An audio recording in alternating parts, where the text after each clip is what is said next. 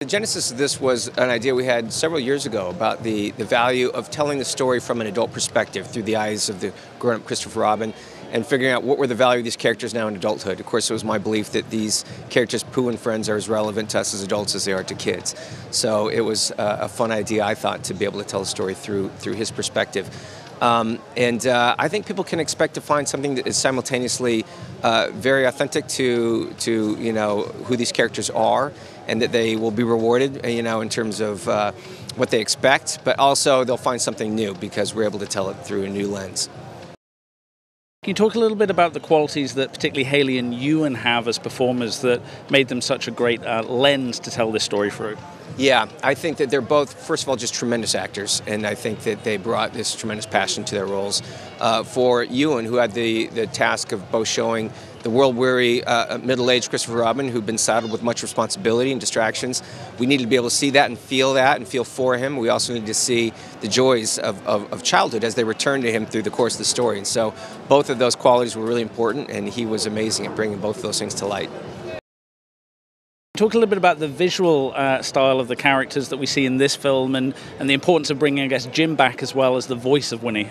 Oh, absolutely. Jim was vital because we wanted to have everyone recognize who these characters were, and Jim for the last 30 years has been the voice of Pooh and Tigger as well.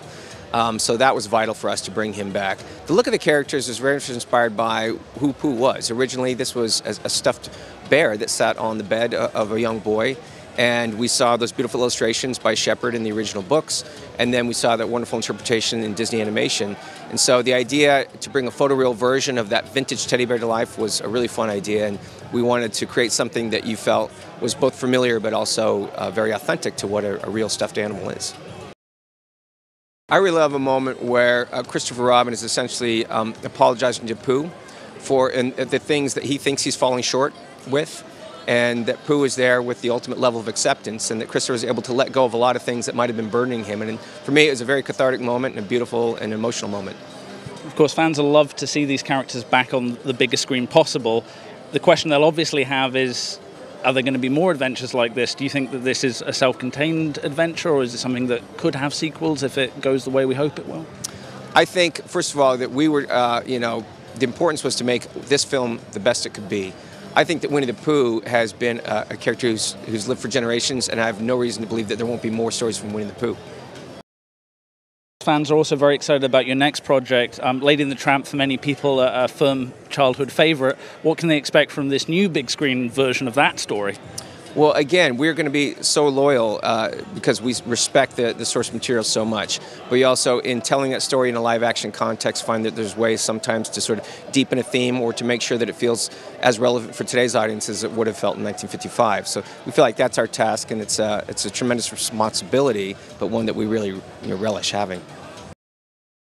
Lady and the Tramp, I feel like the heart of that story is about acceptance of one another. It's a beautiful love story, ultimately, between people from different worlds. And there are ideas that both get passed in terms of what they think the world is like, and they're able to have this sort of exchange of gifts between each other and find this life together. So for us, that was the sort of the great idea at the center of it all.